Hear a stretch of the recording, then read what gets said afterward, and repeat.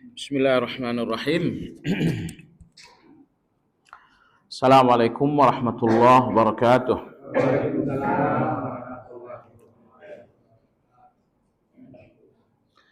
Alhamdulillah hamdan katsira tayyiba mubarakan fihi kama yuhibbu rabbuna tabaraka wa ta'ala wa yarda. وأشهد أن لا إله إلا الله وحده لا شريك له وأشهد أن محمدا عبده ورسوله لا نبي بعده. اللهم صل وسلم على محمد وعلى آله وأصحابه ومن اهتدى بهديه إلى يوم الدين. يا أيها الذين آمنوا اتقوا الله حق تقاته ولا تموتن إلا وأنتم مسلمون.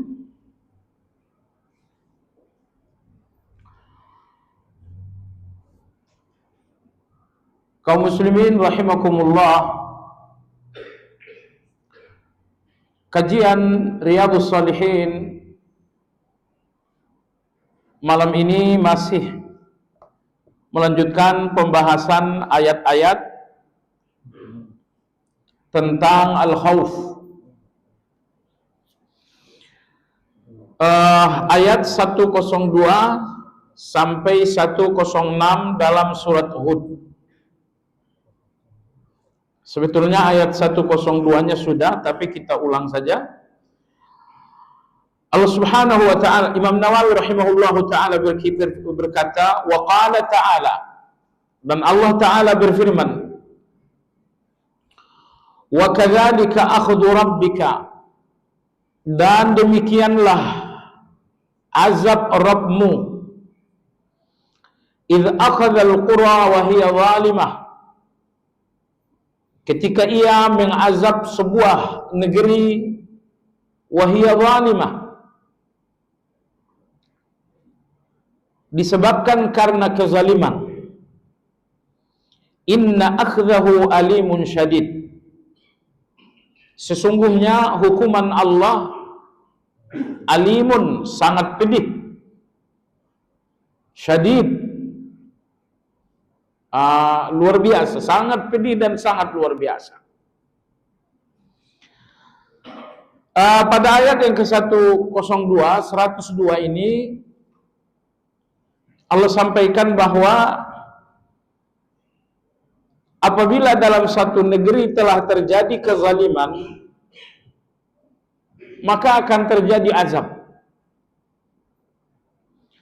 Jadi antara azab dan kezaliman dua hal yang tidak terpisah.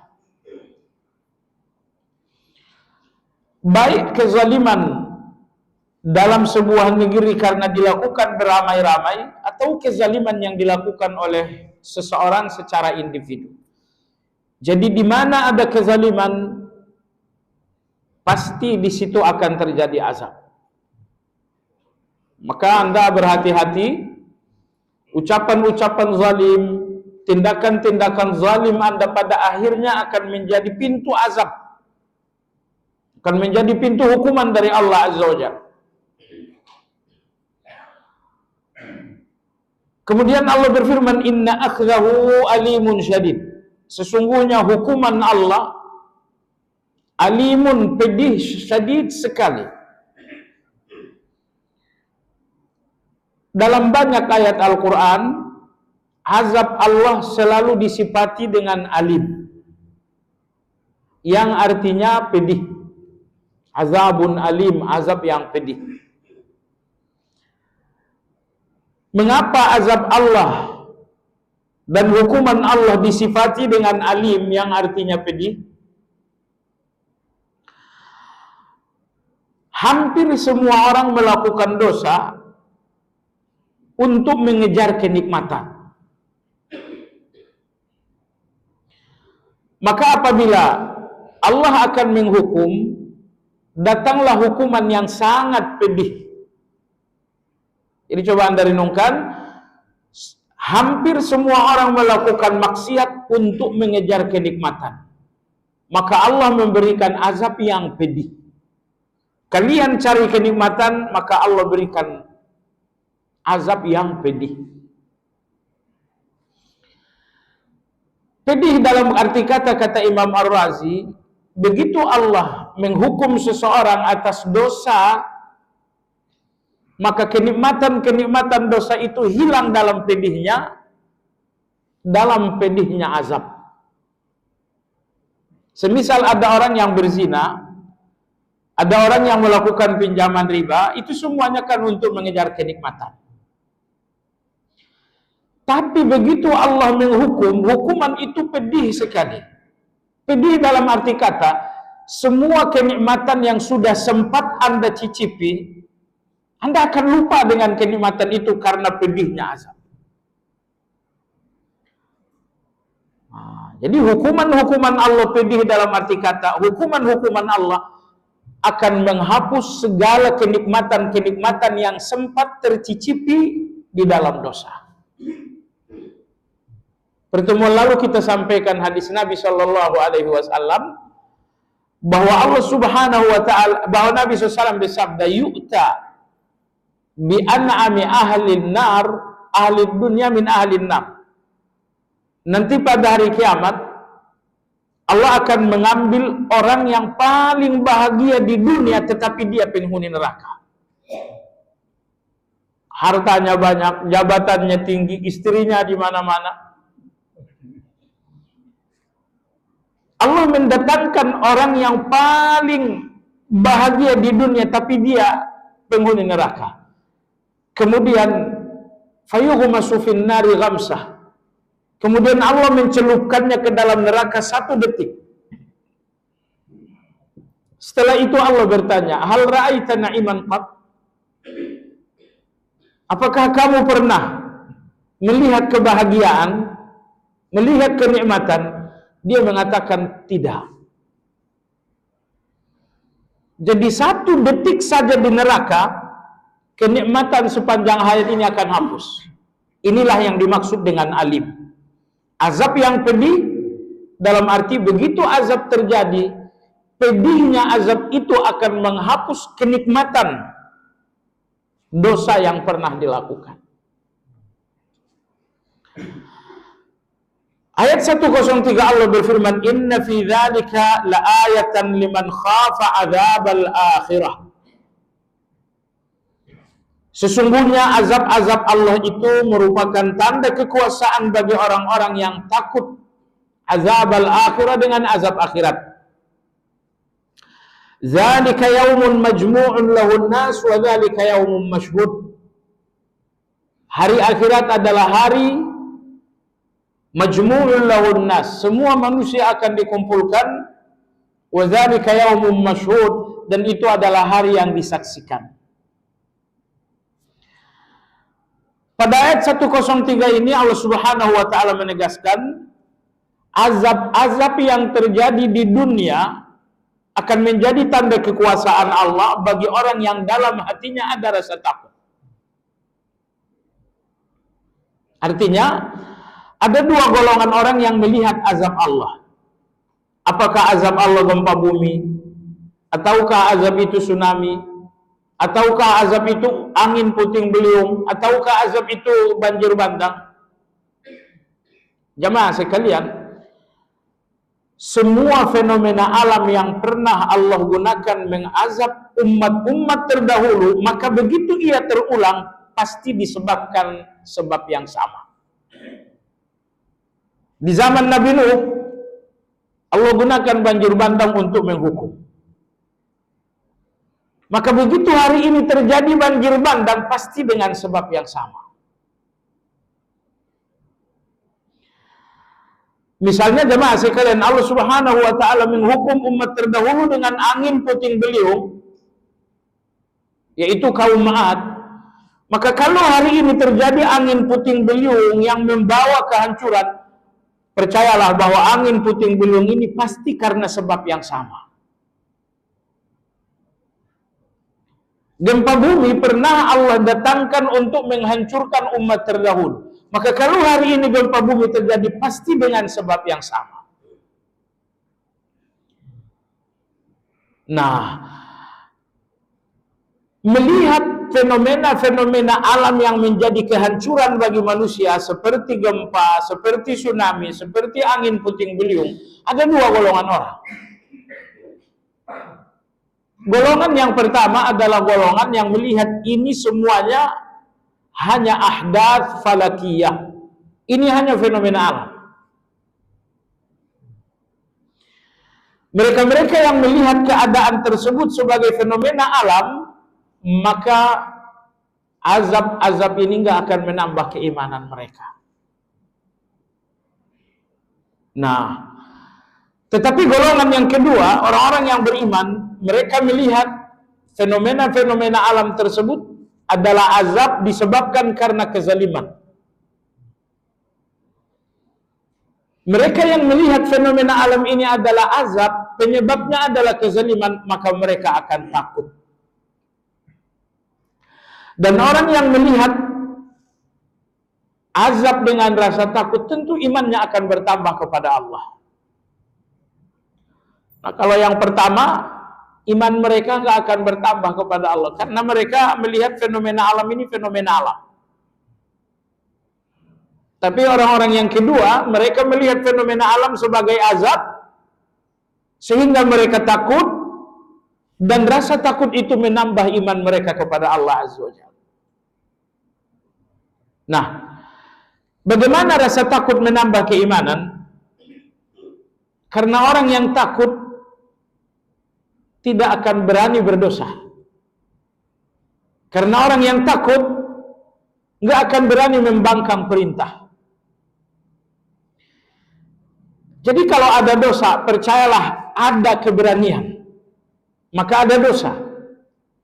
Kalau ada pembangkangan terhadap salat misalnya, percayalah karena ada keberanian, maka terjadi pembangkangan. Adapun orang-orang yang takut, nggak mungkin mereka membangkang terhadap perintah Allah, nggak mungkin mereka berani terhadap dosa-dosa kepada Allah Azza wa Jalla. Jadi pembangkangan terhadap perintah, kemudian semua dosa-dosa kembali kepada satu, yaitu hilangnya rasa takut kepada Allah Azza wa Jalla. Maka kalau rasa takut kepada Allah sudah hilang, maka muncul keberanian. Berani berdosa, berani melawan perintah Allah Azza wa Jalla. Jemaah sekalian yang saya hormati, ulama-ulama kita menegaskan rasa takut kepada Allah adalah sidqul iman, menandakan keimanan yang sidik, keimanan yang jujur kepada Allah Azza wa Jalla. Artinya antara iman kepada Allah dan rasa takut ini nggak bisa dipisah sama sekali. Jadi kalau banyak orang yang mengaku iman, buktinya adalah rasa takut. Karena di dalam iman kepada Allah ada rasa takut. Adapun orang yang mengaku beriman tetapi tidak ada rasa takut kepada Allah, ini bukan iman yang benar. Ini iman yang rusak. Iman seperti ini adalah iman kaum munafikun. Waliyadzubillah. Liman khafa azab al-akhirah, bagi orang yang takut terhadap azab akhirat. Perhatikan betapa pedihnya azab itu ketika terjadi terhadap Fir'aun, terhadap umat Nabi Nuh, dan lain-lain. Kalau azab dunia begitu pedih, padahal dunia ini negeri beramal, Anda bisa bayangkan betapa pedihnya azab akhirat, sementara akhirat adalah negeri pembalasan. Dunia ini bukan negeri pembalasan kan? Negeri amal. Negeri pembalasan itu di akhirat. Nah, kalau di negeri amal saja azab sangat pedih sekali, apalagi azab di negeri pembalasan itu tentu jauh lebih pedih lagi. Dalam hadis Jabir bin Abdullah radhiyallahu an, diriwayatkan Imam Hakim dalam Al-Mustadrak, diriwayatkan pula oleh Imam Al-Baihaqi dalam Syu'abul Iman. Seorang laki-laki menjumpai Nabi sallallahu alaihi wasallam. Beliau mengatakan, wa zunubah, wa zunubah. Ya Rasulullah, alangkah besar dosa. Ya Rasulullah, bagaimana dengan dosa? Laki-laki ini 2 kali atau 3 kali di depan Nabi mengatakan, wa zunubah, wa zunubah, wa zunubah. Duhai dosaku ya Rasulullah, duhai dosaku, duhai dosaku. Kata Nabi sallam, qul, katakanlah, Allahumma maghfiratuka awsa'u min dhunubi wa rahmatuka arja indi min amali. Artinya, Allahumma maghfiratuka awsa'u min dhunubi. Ya Allah, ampunanmu pasti lebih besar dari dosaku. Wa rahmatuka arja indi min amali. Kasih sayangmu pasti lebih aku harapkan daripada amalku. Kata Nabi SAW, ucapkan doa ini. Laki-laki itu mengatakan, Allahumma maghfiratuka awsa'u min dhunubi wa rahmatuka arja indi min amali. Kata Nabi, ulang lagi yang kedua. Allahumma maghfiratuka awsa'u min dhunubi wa rahmatuka arja indi min amali. Kata Nabi SAW, ulang lagi yang ketiga. Laki-laki ini mengatakan lagi, Allahumma maghfiratuka awsa'u min dhunubi wa rahmatuka arja indi min amali. Kata Nabi SAW, kum faqad ghafarallahu lak. Kata Nabi, pulanglah, dosamu sudah diampuni oleh Allah Azza wa Jalla. Pulanglah, dosamu telah diampuni oleh Allah Azza wa Jalla. Setelah laki-laki tadi mengulang-ulang doa itu sebanyak 3 kali. Udah hafal belum?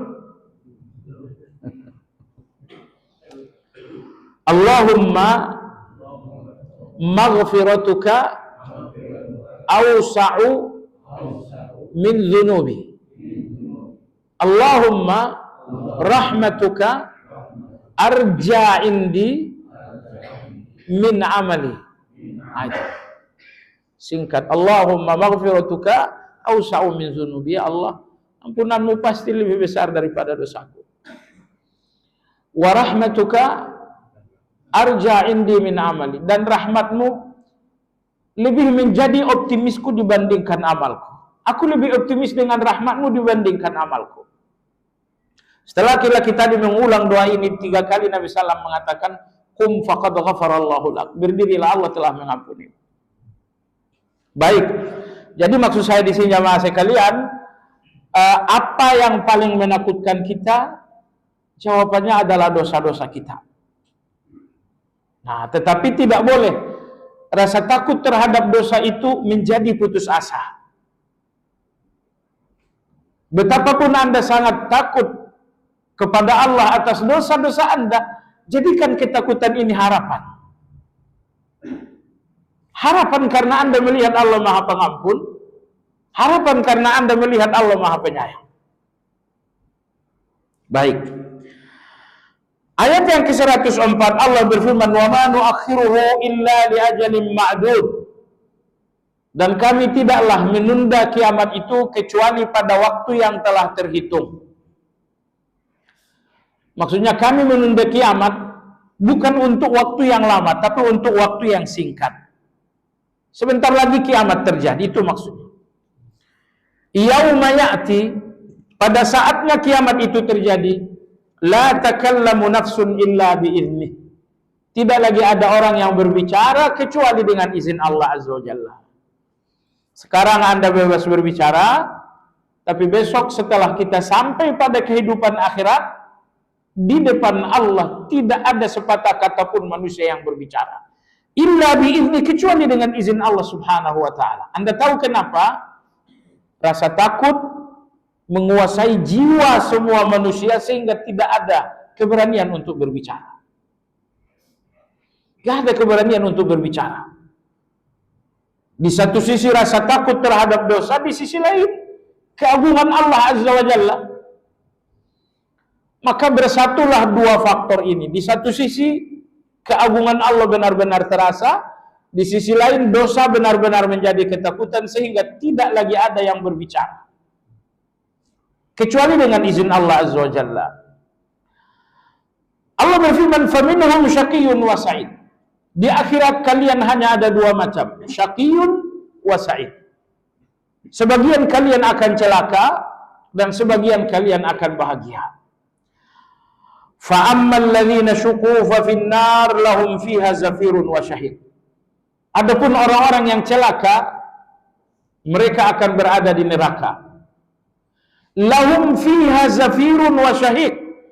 Di dalam neraka mereka akan mengalami zafir dan syahid.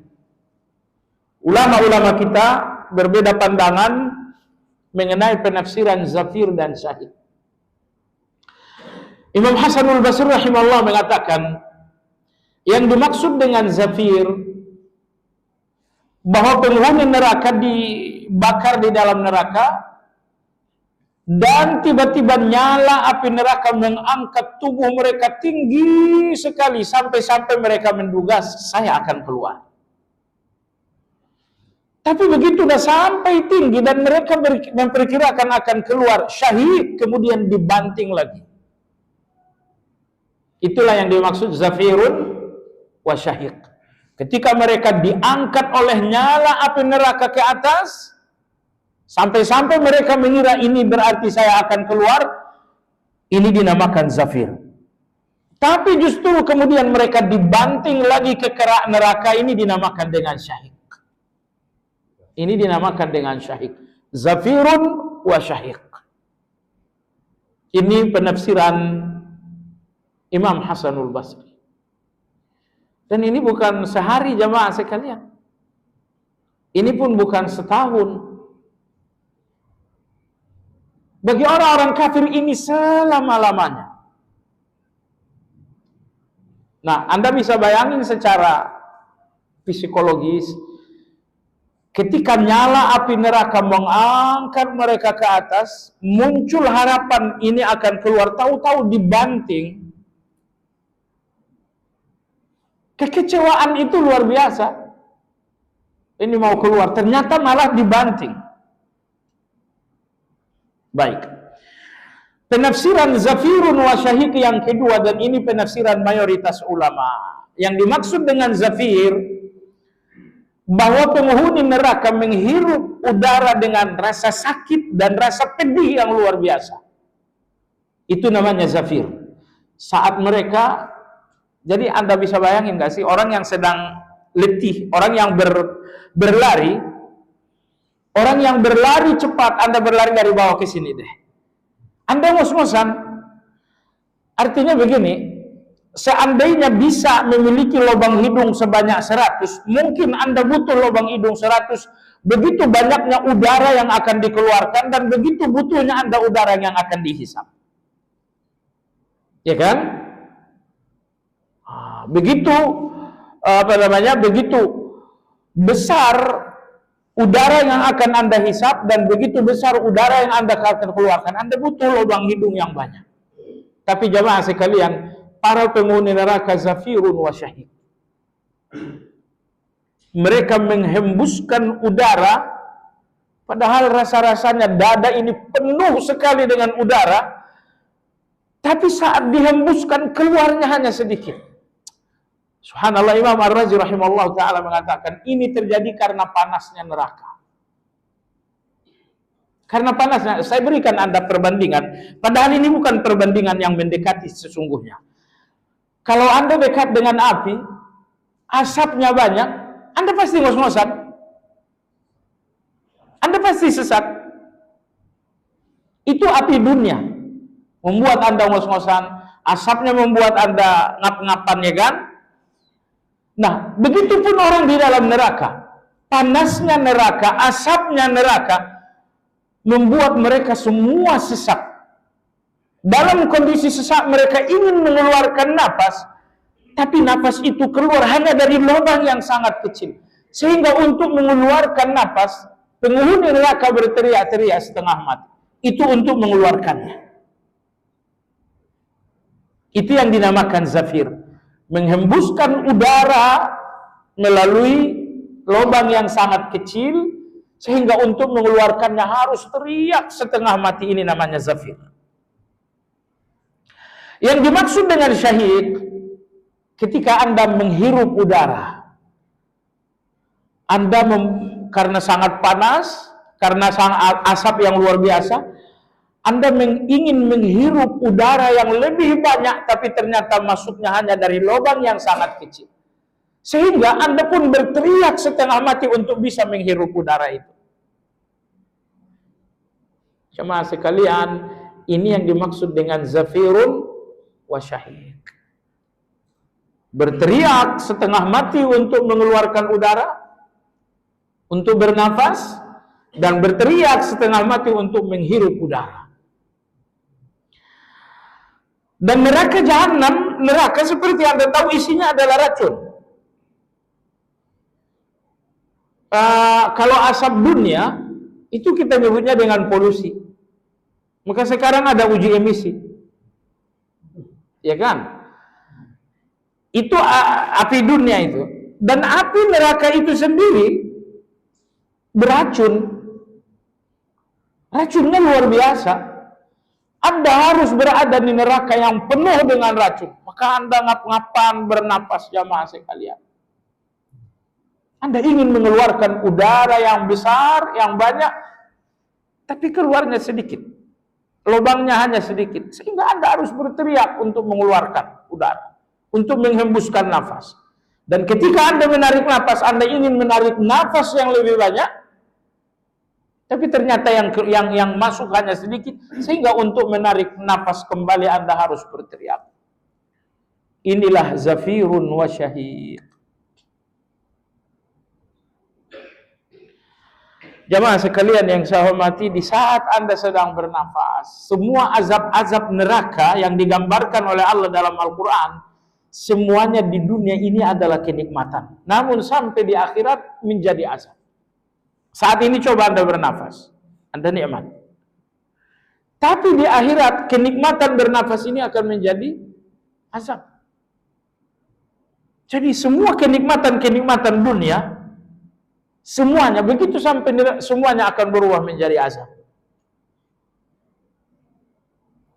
Na'udzubillahi minan nar, a'udzubillahi minan nar, a'udzubillahi minan nar. Ayat berikutnya oleh Imam Nawawi rahimahullahu taala dikutip dari ayat 28 dari surat Ali Imran. Allah berfirman, wa yuhadzirukumullahu nafsah. Ayat seperti ini 2 kali dalam surat Ali Imran dan tidak ada dalam surat lain. Allah berfirman, wa yuhadzirukumullahu nafsah wa ilaillahil masir. Yang kedua, wa yuhadzirukumullahu nafsah wallahu rabbul alamin. Wa yuhadzirukumullahu nafsah. Dan Allah memperingatkan kalian nafsahu dengan dirinya.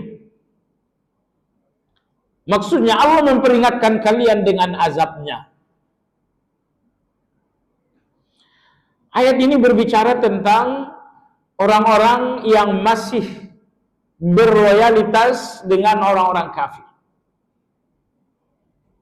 Orang-orang yang terlalu akrab dengan orang kafir. Maka Allah Subhanahu wa taala mengancam mereka, wa yuhadzirukumullahu nafsah. Kalau kalian terlalu dekat dengan orang kafir, kenapa tak boleh terlalu dekat dengan mereka? Ingat, terlalu dekat dengan mereka, harga yang Anda bayar sangat mahal. Apa itu? Iman Anda sendiri. Tidak ada orang yang kafir yang ridho Anda sebagai muslim. Tidak ada. Semua orang kafir menginginkan muslim agar lepas dari agama. Semuanya. Maka ketika Allah mengatakan kalian gak boleh terlalu akrab, gak boleh loyalitas dengan mereka, semua itu agar iman Anda selamat. Karena iman Anda gak selamat dekat dengan mereka. Namun demikian tetap saja ada orang yang bermain-main. Ya, mungkin mereka menyebutnya kemanusiaan, mungkin mereka menyebutnya entah apalah alasan mereka. Ya, alasan pluralisme, alasan modern, terserah alasan apa. Mereka tetap dekat dengan orang kafir, loyalitas berlebihan dengan orang kafir. Padahal itu akan membahayakan iman mereka. Maka Allah berfirman, wa yuhadzirukumullahu nafsah. Kalau kalian tidak mau berhenti dari kedekatan yang berlebihan kalian dengan orang kafir, wa yuhadzirukumullahu nafsa, maka Allah memperingatkan kalian dengan azabnya. Ini Allah peringatkan dengan azab terkait dengan kejahatan khusus dan dosa khusus. Hal ini menunjukkan dosa khusus ini bukan dosa kecil, tapi dosa besar. Ayat berikutnya surat Abasa 34 sampai ayat 37. Imam Nawawi rahimahullah taala berkata, wa qala ta'ala, dan Allah taala berfirman, yauma yafirrul mar'u min akhihi wa ummihi wa abihi wa sahibatihi wa bani likulli imri'in minhum sya'nu yughnih. Pada hari akhirat, yafirrul mar'u min akhihi, seseorang akan berlari dari saudaranya, wa ummihi wa abihi, berlari dari ibu dan ayahnya, wa sahibatihi wa bani, berlari dari istri dan anak-anaknya. Likulli imri'in minhum yawma idzin sya'nu yughni, pada hari itu masing-masing merasa cukup dengan urusan sendiri. Nah, tadi saya katakan semua kenikmatan di dunia ini apapun bentuknya, di akhirat itu akan berubah menjadi azab. Coba lihat dalam ayat ini. Kebersamaan Anda dengan saudara, dengan orang tua, dengan anak-anak di dunia ini itu adalah nikmat. Kebersamaan tersebut di dunia adalah nikmat. Tapi lihat, begitu Anda sampai di akhirat, ternyata semuanya menjadi malapetaka. Maka Anda melihat saudara, Anda berlari terbirit-birit. Anda melihat ayah dan ibu Anda berlari terbirit-birit. Anda melihat istri dan anak-anak Anda pun berlari langkah seribu. Di mana kebersamaan yang dulu terasa, kebersamaan itu nikmat dulu di dunia. Anda sudah sampai di akhirat, kebersamaan yang dulu nikmat hari ini nggak ada lagi. Yauma yafirrul mar'u min akhi, seseorang berlari dari saudaranya, dari orang tuanya, dari istri dan anak-anaknya. Sebagian ulama kita mengatakan orang yang pertama kali berlari dari saudaranya adalah Qabil berlari dari Habil. Dan orang yang pertama Habil berlari dari Qabil berlari dari Habil. Orang yang pertama kali berlari dari orang tuanya adalah Nabi Ibrahim berlari dari ayahnya. Dan orang yang pertama kali berlari dari istrinya adalah Nabi Nuh alaihissalam dan Nabi Nuh. Orang yang pertama kali berlari dari anaknya adalah Nabi Nuh alaihissalam. Ya, perhatikan dalam ayat ini jamaah sekalian, bagaimana semuanya di dunia ini Anda berlari kepada mereka. Kalau ada masalah, Anda berlari kepada saudara, Anda berlari kepada ayah dan ibu, Anda berlari kepada istri dan anak. Di dunia Anda berlari kepada mereka, tapi di akhirat Anda berlari dari mereka. La haula wala quwata illa billah. Berbeda, sama-sama berlari, tapi di dunia Anda berlari kepada mereka, tetapi di akhirat Anda akan berlari dari mereka. Berlari dari orang tua, berlari dari saudara, berlari dari istri dan anak-anak. Likulli imri'in minhum yawma idzin sya'nu yughni. Karena masing-masing sibuk dengan urusan sendiri-sendiri. Saudara sibuk dengan urusannya sehingga dia nggak mau dengan urusan Anda. Orang tua pun demikian, istri dan anak-anak pun demikian. Masing-masing sibuk dengan diri sendiri sehingga tidak terfikirkan lagi dengan urusan orang lain. Walaupun anak sendiri, orang tua sendiri dan lain-lain. Saya kira jamaah sekalian, di dunia ini kalau Anda lihat ayah Anda lihat ibu Anda, pasti Anda nggak bisa menahan diri kecuali harus bicara. Itu di dunia. Misalnya orang tua Anda lewat, ibu Anda lewat, Anda nggak mungkin menahan diri kecuali menegur. Abu Hurairah radhiyallahu anhu salah seorang sahabat yang sangat luar biasa dalam birrul walidain. Tapi Abu Hurairah tidak satu rumah dengan ibunya. Mereka tinggal di rumah yang berbeda. Setiap kali Abu Hurairah melewati rumah ibunya, dia bukakan pintu. Assalamualaikum ya umma Abu Hurairah. Salam untuk wahai ibunya Abu Hurairah. Semoga kasih sayang, keberkahan Allah tercurah kepadamu, sebagaimana engkau menyayangi aku waktu kecil. Dan ibunya menjawab, Waalaikumsalam, wahai anakku Abu Hurairah. Semoga Allah menimpakan kepadamu rahmat dan keberkahan sebagaimana engkau birrul walidain kepadaku. Setiap kali Abu Hurairah melewati ibunya, selalu seperti itu. Jadi itulah dunia jemaah sekalian. Negur orang tua kita nikmatnya luar biasa. Ayah kita, mak kita gitu kan, manggil mereka aja nih ibu, ya Allah, gak usah ada sambungan bicara, Anda panggil saja ibu, enak sekali, luar biasa nikmatnya. Luar biasa nikmatnya. Gitu. Tetapi di akhirat jemaah sekalian, Anda akan kembali bertemu dengan ibu, Anda akan bertemu dengan ayah, tapi kemudian Anda akan berlari meninggalkan mereka semua. Penjelasan pada ayat Abasa ini, ayat 34 sampai 37. Seseorang berlari dari saudara, orang tua, istri dan anak-anak. Kenapa berlari? Siapa yang berlari? Ini hanya terjadi di antara orang-orang kafir dan orang-orang munafik. Nah, adapun orang-orang yang beriman, fenomena ini nggak akan terjadi. Allah berfirman, Al-akhilla yauma ilin ba'duhum li ba'din aduun illal muttaqin. Saudara-saudara dekat, sahabat-sahabat dekat di dunia, pada hari itu akan menjadi musuh kecuali orang-orang yang bertakwa. Jadi kalau Anda, saudara Anda, orang tua Anda, keluarga Anda, semuanya hidup di atas ketakwaan, maka di akhirat enggak akan ada yang berlari dari yang lain. Anda akan tetap berpegangan tangan, Anda akan tetap saling merangkul, karena ketakwaan tidak hanya kebersamaan kokoh Anda di dunia, ketakwaan itu pula yang menjadi kebersamaan kokoh Anda di akhirat. Azan? Oke.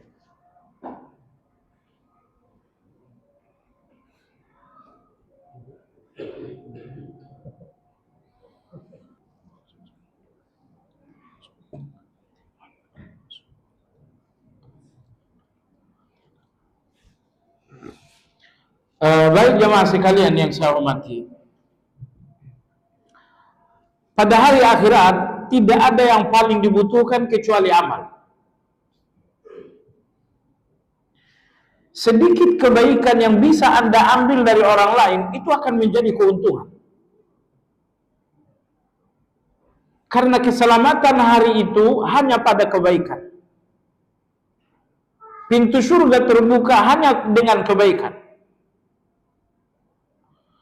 Maka kesibukan manusia pada hari itu dua. Bagaimana mengambil kebaikan orang lain, dan bagaimana kejahatan saya kembali kepada, terlimpahkan kepada orang lain. Kebaikan saya sedikit, berarti saya butuh kebaikan orang lain. Kejahatan saya banyak, berarti kejahatan ini harus dibuang. Dan tong sampah Anda adalah orang lain. Kejahatan Anda mau dibuang di mana? Jawaban Anda butuh orang lain untuk jadi tong sampah kejahatan Anda. Nah, maka disitulah pertemuan dengan orang tua, Anda akan bertemu dengan mereka. Ya, maka sekali lagi jemaah sekalian, pertemuan terburuk, pertemuan Anda sebagai orang yang zalim dengan orang yang Anda zalimi di depan Allah Azza wa Jalla. Itu pertemuan terburuk. Bahwa Anda bertemu sebagai orang zalim dengan orang yang Anda zalimi di depan Allah Azza wa Jalla. Pertemuan terburuk. Dan saat itu dua kemungkinan, kebaikan Anda akan diambil atau kejahatannya untuk Anda. Hakikatnya itulah yang terjadi. Kenapa ada yang berlari dari ibu, berlari dari ayah, berlari dari saudara? Karena kita khawatir kebaikan kita akan diambil oleh mereka. Dan kita pun takut kalau sampai dosa mereka terlimpahkan ke kita. Maka masing-masing manusia saling menjauhi. Melihat fulan, oh ini bakal menuntut, akhirnya berlari. Melihat fulan, oh ini akan menuntut, akhirnya berlari. Dan siapa yang tidak akan menuntut sepanjang kita berbuat zalim terhadap orang lain? Nah, jemaah sekalian, sebagai penutup, apabila Anda termasuk orang yang dizalimi, Anda termasuk orang yang disakiti orang lain, agama memberikan Anda 3 pilihan. Pilihan yang pertama, Anda boleh mendoakan keburukan. Ya Allah, hukumlah fulan. Pilihan yang kedua, Anda boleh bertekad mengambil kebaikannya di akhirat. Ya Allah, Anda usah hukum fulan, tapi berikan aku kebaikannya di akhirat. Atau berikan kejahatanku kepadanya di akhirat. Anda boleh mengambil yang kedua ini. Tapi yang paling indah adalah nomor 3. Bahwa Anda tidak menuntut hukuman Allah untuknya di dunia, dan Anda pun tidak bertekad mengambil kebaikannya atau melimpahkan kejahatan kepadanya di akhirat. Artinya Anda memaafkannya, tidak ada tuntutan dunia dan tidak ada tuntutan akhirat. Ini nomor 3. Coba dengar. Apabila Anda mengambil posisi yang kedua, Anda ambil kebaikannya, ingat, Anda hanya mengambil kebaikannya sesuai dengan kezalimannya. Kalau kezalimannya kepada Anda nilai 6, maka Anda ambil kebaikannya nilai 6 juga. Pertanyaannya jemaah sekalian, apakah Anda ingin kebaikan yang lebih besar? Kalau nomor 2 ini Anda hanya mengambil kebaikan sesuai dengan kezaliman, Anda ingin kebaikan lebih dari itu, kalau begitu ambil pilihan yang ketiga, yaitu maafkan saja. Betul, pada pilihan yang kedua Anda bisa mengambil kebaikan orang lain. Tapi berapa besar? Kebaikan yang Anda ambil nggak akan lebih dari tingkat kezalimannya. Nah, kalau Anda ingin kebaikan yang lebih besar, yang lebih banyak, kalau begitu ambil posisi memaafkan. Ya Allah, aku memaafkan, nggak perlu dia dihukum di dunia, saya pun nggak akan menuntutnya di akhirat. Di titik itu jemaah sekalian, Anda akan ditumpahkan oleh Allah kebaikan yang sangat banyak. Baik jemaah sekalian, demikian kajian kita, semoga bermanfaat. Sudah masuk waktu paman. Kita sudahi dengan zikir kafaratul majlis. Subhanakallahumma bihamdika asyhadu an la ilaha illa anta astaghfiruka wa atubu ilaik. Alhamdulillahirabbil alamin.